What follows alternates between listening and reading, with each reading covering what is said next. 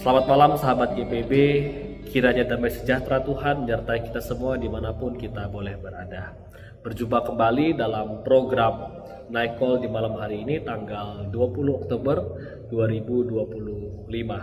Bersama dengan saya, Pendeta Benediktus, saya pendeta jemaat di GPB Maranatha Selot, melayani di Pos Pelkes Anugerah Sekang, Pos Pelkes Lembah Gunung Seriang, dan Pos Pelkes Kanaan Jalin.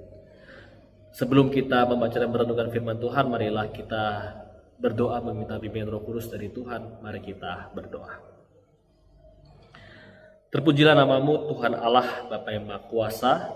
Kami sungguh bersyukur di hari yang boleh kami kerjakan, kami telah lalui dari pagi, siang hingga malam hari ini. Kami datang kepada Tuhan menaikkan segala ungkapan syukur di hadirat-Mu, dan kami hendak mengakhiri hari ini dan kami datang kepada Tuhan. Biarlah melalui perenungan firman Tuhan kami di malam hari ini, Tuhan boleh menyertai kami, membimbing kami, menuntun kami. Ketika kami membaca dan merenungkannya, kami boleh dapat mengerti dan memahami dan melakukan kebenaran firman Tuhan ini di dalam hidup yang kami jalani. Bersabdalah ya Tuhan, kami siap untuk mendengarkan firman-Mu. Amin. Sahabat GPB, mari kita membuka membaca Alkitab kita di hari ini yang terambil dari Bilangan pasal 27 ayat 18 sampai ayatnya yang ke-23. Saya akan membacakan untuk kita semua. Bilangan pasal 27 ayat 18 sampai ayatnya yang ke-23 yang menyatakan, lalu Tuhan berfirman kepada Musa, ambillah Yosua bin Nun, seorang yang penuh roh, letakkanlah tanganmu atasnya. Suruhlah ia berdiri di depan Imam Eleazar dan segenap umat, lalu lantiklah dia di depan mata mereka. Berilah dia sebagian dari wewenangmu, supaya segenap umat Israel mendengarkan dia. Ia harus berdiri di depan Imam Eleazar, supaya Eleazar menanyakan lagi bagi dia keputusan melalui Urim di hadapan Tuhan atas titahnya Yosua beserta semua orang Israel. Segenap umat itu akan berangkat dan atas titahnya mereka akan pulang. Musa lalu melakukan seperti yang diperintahkan Tuhan kepadanya. Ia memanggil Yosua dan menyuruh dia berdiri di depan Imam Eleazar dan segenap umat itu. Ia meletakkan tangannya atas Yosua dan melantiknya seperti yang difirmankan Tuhan dengan perantaraan Musa. Demikian pembacaan Alkitab. Terpujilah Kristus. Haleluya. Sahabat GPB yang dikasihi oleh Tuhan, pernahkah kita berpikir bagaimana ya kekristenan bisa bertahan selama ribuan tahun, bisa tetap terus eksis, ada hingga sampai di masa kini? Kalau dipikir-pikir sebenarnya sangat luar biasa. Ribuan tahun bukan waktu yang singkat, itu sangat-sangat lama. Berapa generasi yang sudah terlewati hingga pada saat ini, detik ini. Itu sebuah perjalanan yang panjang. Kalau misalnya dibandingkan dengan sebuah perusahaan, kalau ada perusahaan yang bisa eksis selama ribuan tahun itu sangat luar biasa. Mungkin paling mentok perusahaan ada paling lama itu mungkin ratusan tahun, tidak lebih sampai ribuan tahun. Cuma perusahaan itu kan organisasi yang mencari untung, yang profit. Ketika mereka jatuh, mereka bangkrut, maka perusahaan itu kemungkinan besar bisa tutup atau sudah tidak beroperasi lagi ketika tidak ada untung yang profit yang bisa didapat. Lalu bagaimana dengan iman kita? Kalau kita sebagai gereja ini kan organisasi yang non profit, bagaimana bisa tetap bertahan hingga sampai pada saat ini? Maka disitulah sebenarnya jadi sebuah pembedanya ketika kalau dibandingkan dengan perusahaan ya tadi. Kalau organisasi profit, mereka akan terus mencari untung, sekali tidak untung akan berhenti, dan untungnya mereka pakai untuk kepentingan pribadi, untuk perusahaannya sendiri. Nah, berbeda dengan gereja dalam sejarah iman Kristen kita, bahwa iman kita bukan mencari keuntungan bagi diri kita sendiri, bagi kepentingan kita pribadi.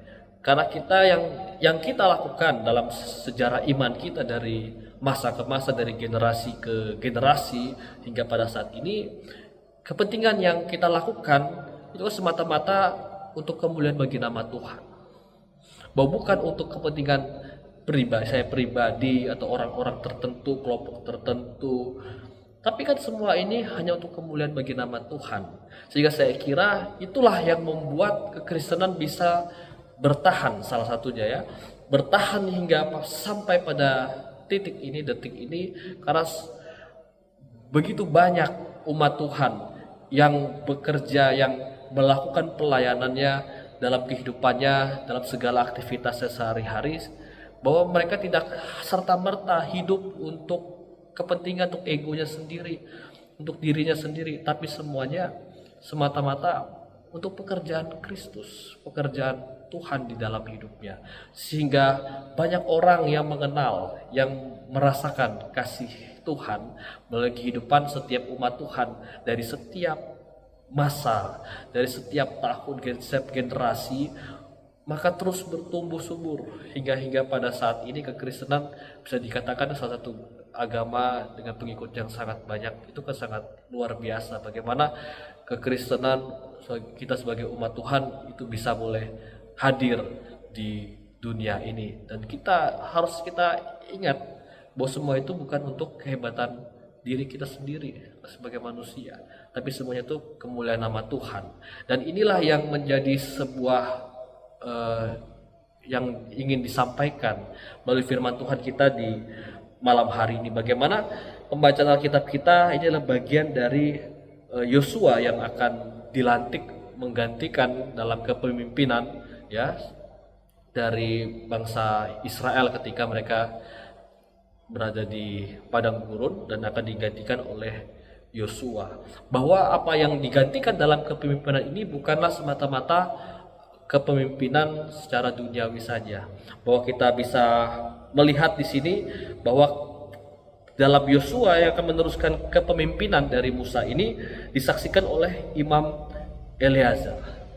Yang berarti ini menjadi pernyataan resmi bahwa otoritas kepemimpinan Yosua bukan atas kepentingan dari pribadi, yaitu dari Musa atau komunitas umat Israel saja, tetapi ini atas kehendak Tuhan.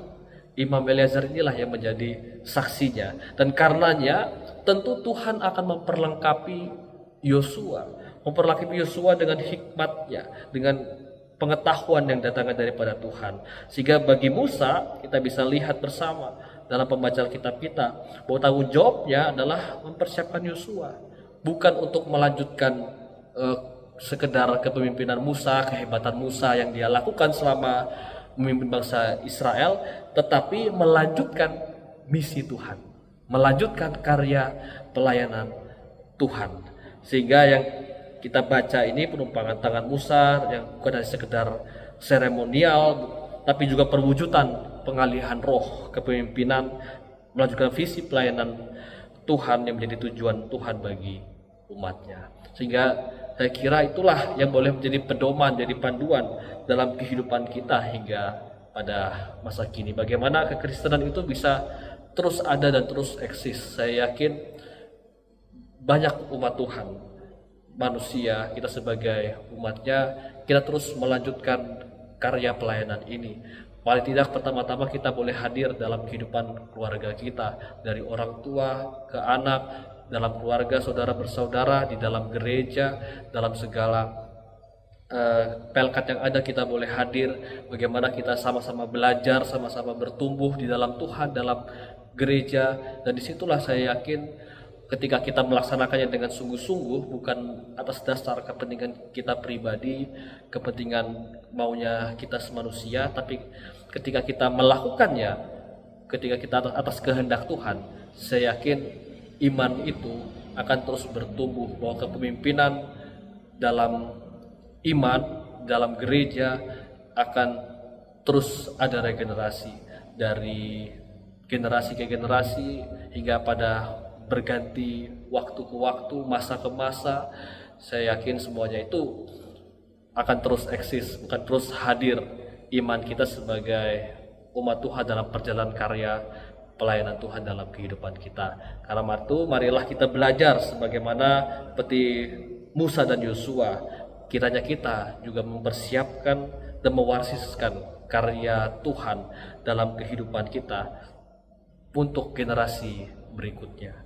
Ini bukan bercerita tentang kehebatan kita, tapi kemuliaan Tuhan yang kita terus wariskan hingga Tuhan Yesus datang kedua kali, dan disitulah kita telah melaksanakan setiap tugas panggilan dalam amanat agung yang telah Tuhan Yesus sampaikan dalam kehidupan kita. Kiranya Tuhan Yesus menyertai dan memberkati kita semuanya. Amin. Sahabat GPB, mari kita satu di dalam doa. Allah Bapa yang Maha Kasih dan Penyayang, kami sungguh bersyukur untuk penyertaan-Mu dalam hidup kami. Kami boleh merasakan cinta kasih Tuhan melalui firman Tuhan yang boleh kami baca dan renungkan bersama. Biarlah kami dapat memelihara kehidupan kami dengan baik, bahwa kami hidup untuk dunia ini ketika kami mewartakan kebenaran firman Tuhan, ketika kami hadir di tengah-tengah dunia. Mampukan kami Tuhan untuk kami dapat berkarya dan melakukan kehendak Tuhan di dalam hidup kami, dan biarlah iman kami boleh terus berlanjut dari generasi ke generasi, dari masa ke masa. Semuanya bukan karena kepentingan diri kami, tapi semuanya untuk kemuliaan bagi nama Tuhan. Terima kasih ya Tuhan. Kami menyerahkan seluruh kehidupan kami masing-masing, setiap pribadi, keluarga kami. Malam telah menjadi bagian dalam hidup kami, dan kami akan segera istirahat untuk kami tidur, dan kami melanjutkan hari esok di dalam pertolongan Tuhan. Jaga dan sertailah, lindungilah istirahat malam kami, dan kami juga menyerahkan dalam seluruh harapan doa kami hanya ke dalam tangan Tuhan. Kami juga berdoa Tuhan di dalam kehidupan kami bergereja dalam secara sinodal, yang bagaimana di akhir bulan ini akan dilaksanakan persidangan sinode raya. Kiranya Tuhan boleh menyertai dalam segala persiapan yang dilakukan, dan sekiranya PSR di tahun ini boleh berlangsung berjalan dengan baik, dan semuanya boleh sejalan dengan seturut dengan kehendak Tuhan. Terima kasih ya Bapa, kami menyerahkan hidup kami hanya ke dalam tangan Tuhan. Ampunilah segala dosa kami, dan sempurnakanlah doa ini. Di dalam nama Tuhan Yesus Kristus kami berdoa. Amin. Demikian renungan kita di Naiko malam hari ini. Kiranya renungan ini boleh membimbing dan menuntun kita dalam menjalani seluruh kehidupan kita di tengah-tengah dunia. Sampai jumpa di perjumpaan selanjutnya. Tuhan Yesus memberkati.